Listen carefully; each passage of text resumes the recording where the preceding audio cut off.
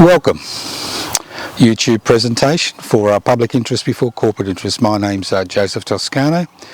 We will be looking at the role of green capitalism in the climate emergency. Now, a lot of people think, a lot of people don't even know what green capitalism is. Well, capitalism is a very simple concept. It's a private investment for private profit. I mean, the whole purpose of a capitalist society, it's a society which is based on the principle that private individuals and companies and corporations that are privately owned by individual owners or shareholders are able to work in the community to derive a profit. And irrespective of what you hear about capitalism, ultimately it's profit driven. If you don't make a profit, you go bankrupt. So in a capitalist society where there's minimal government regulation, as we have in Australia currently during the deregulation period we've been going through, we are at the mercy of privately owned companies. And they make a profits irrespective of the human, social, environmental and national costs. Now, what is green capitalism? And green capitalism is basically private investors, individuals and companies and corporations investing private money in energy production. Energy production that decreases greenhouse emissions and theoretically averts the climate emergency. And the single most important part of the stock market rise over the last 12 months during the COVID-19 era has not just been the virtual companies, the Mega Five, Google, Facebook, etc. But we've seen the rise and rise of companies which are involved in the production of green energy. Whether it's tidal, whether it's solar, whether it's wind farms. We are seeing the corporatisation of energy production, while our government in Australia continues to support the fossil fuel industry with the coal and gas.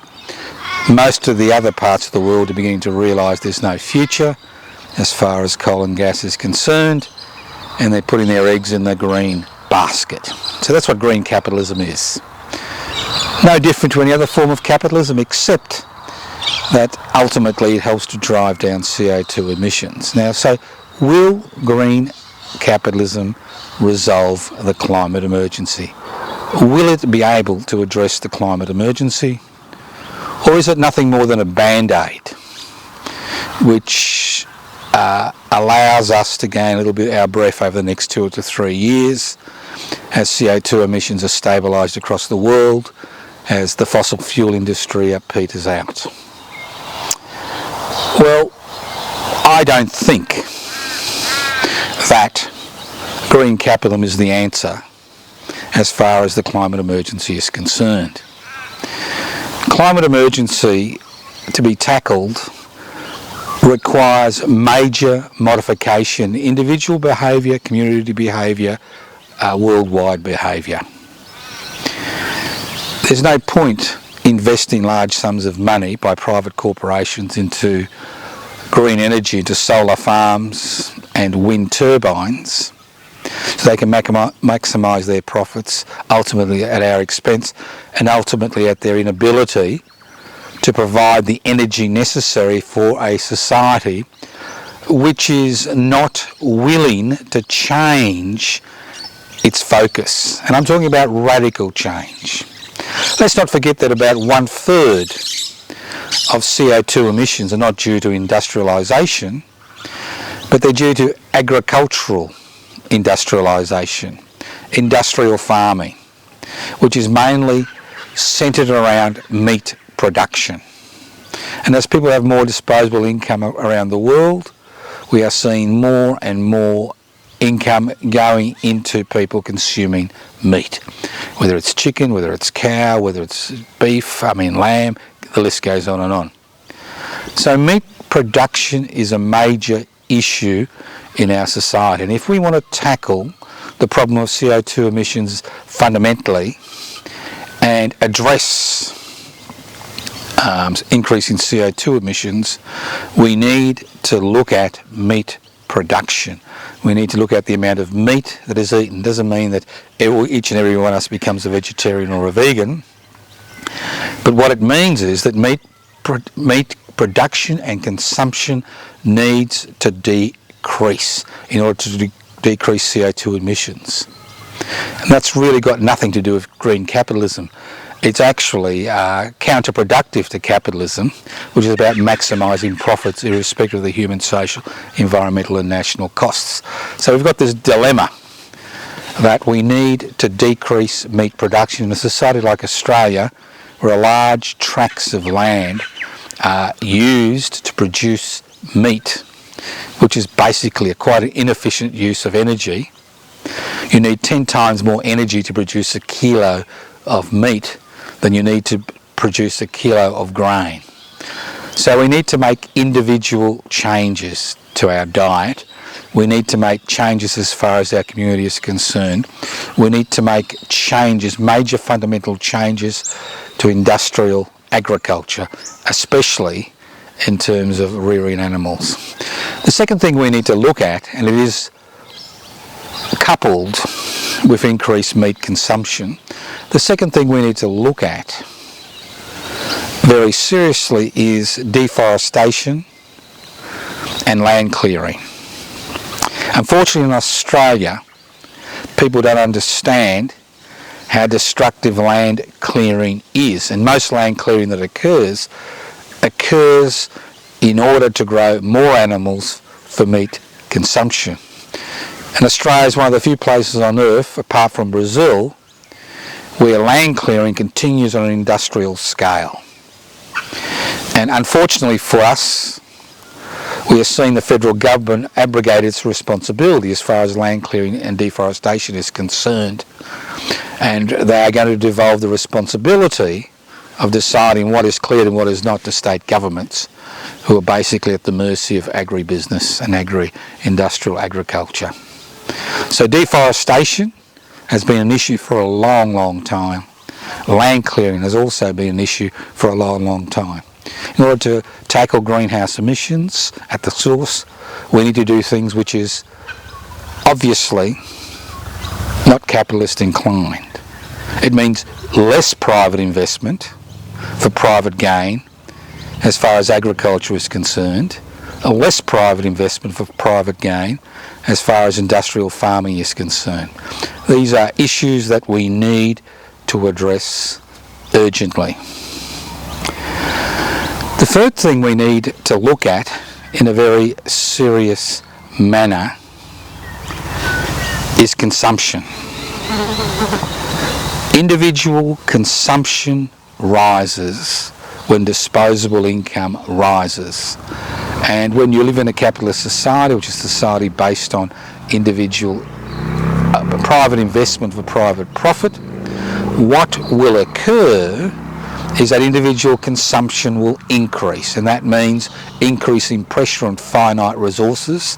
And when you have a increasing population growth and finite resources and people wanting to enjoy the good things in life as they get more and more disposable income, the question of consumption becomes a very important issue. Individual consumption as far as community consumption and national consumption, and obviously multinational consumption.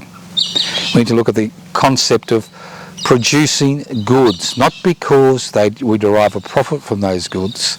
And what we have currently is an economic system where people derive a profit from creating markets which don't satisfy human needs. They're just there to create profit for those who manipulate those markets.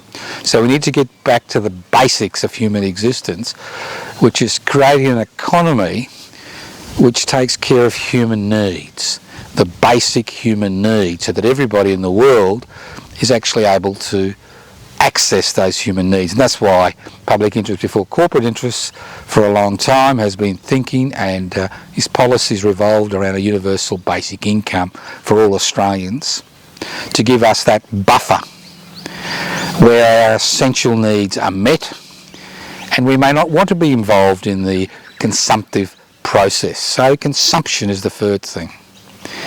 The next thing I'd like to talk about is energy production.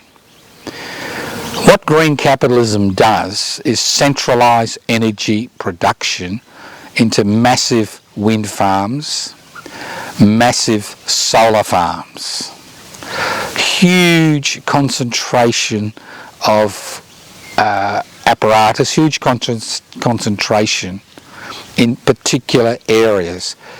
I mean, once you corporatise energy production, you need centralisation in order to maximise profits. What we should be thinking about and then talking about is not centralisation of energy sources as we've done historically, whether it's nuclear power stations, whether it's coal-fired stations, gas-fired stations, but we shouldn't be moving down the same direction of creating large, centralised energy production centres which are owned and dominated by a small group of people who then set market prices for energy. And that's what we are seeing. In Australia, we've just seen the purchase of a local wind farm, the biggest wind farms in Australia, to the largest wind farm corporation in the world for $900 million. So we've seen a more and more concentration of energy production. What we should be looking at, concentration of energy production not only maximises profits for a minority and gives them control over the prices that we need to pay for energy, it also puts the community at great risks, especially in terms of social dislocation, in terms of war, in terms of depression, in terms of COVID-19 or any other pandemic. What we are seeing is the centralisation of energy sources which are naturally decentralised. Houses and units and flats around this country can be part of a national grid. It's important that we look at decentralisation. When green energy took a foothold in Australia, the talk was about of decentralising, of making every unit, every house independent, of getting them to feed into the grid, to protect the population at large, to stop large outages which occur today with centralised energy production, with hydroelectricity and gas and nuclear gas and coal-driven power stations. So decentralisation of energy production is central to achieving a balance, a neutral situation where CO2 emissions are not only capped but decrease. So green capitalism is about green capitalism. It's about the investors in those companies. It's about them using green technology in order to maximise their profits while temporarily putting a cap on greenhouse emissions. But if we do not modify our behaviour as individuals and as communities, as nation states and around the world, we run the very real risk that in a few years that the band-aid that green capitalism has put over the climate emergency, or is trying to put over the climate emergency, will blow off and we'll find ourselves in a more difficult situation. So it's what we need to look at, as I said before, are four important elements that we need to tackle. The first element, and the most important element, is decentralisation of energy production, fed into a grid, to protect the community from major outages. The second most important thing is meat consumption. I'm not suggesting we all go vegan and vegetarian, although there are certain sections of the community that are suggesting it and are taking that direction, but we all need to decrease meat consumption because industrial agriculture, industrial farming of livestock produces about 1/3 of all the CO2 emissions in the world.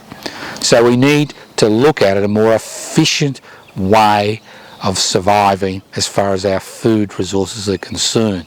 It takes 10 times more energy to produce 1 kilo of beef or meat than it does to produce 1 kilo of grain. And with increasing population growth, we will reach a limit as far as meat consumption is concerned. So this means major changes for Australia's agricultural industry. The third thing we should look at is deforestation and land clearing. And to a significant degree in 2020, land clearing and deforestation go hand in hand with the meat market. And last but not least, we need to look at individual consumption. We need to create an economic system which is based on the satisfaction of real, not manufactured human needs. While we continue to manufacture human needs on a vast scale around the world to satisfy a desire for private corporations to derive profit for their major shareholders, then we have no chance of tackling the current climate emergency. So think about it. Think about investing your money in green capitalist enterprises. You can do much more by tackling questions of deforestation, land clearing, meat consumption, individual overconsumption. Next week, who knows what we're going to talk about. I'd like to apologise for all those birds that have interrupted. They seem to interrupt on a regular basis. Obviously, they eat insects, and maybe you should think about eating insects in the near future. Although, if we eat too many insects, we'll knock the balance. So thank you once again for looking at this YouTube, and hopefully we've stimulated you to look at this look at the question of climate emergency, greenhouse emissions, green capitalism. And remember, if we can put all the energy that has gone into containing the COVID-19 pandemic into addressing a much more serious problem, the climate emergency, I am sure that we could resolve this issue. Thank you once again.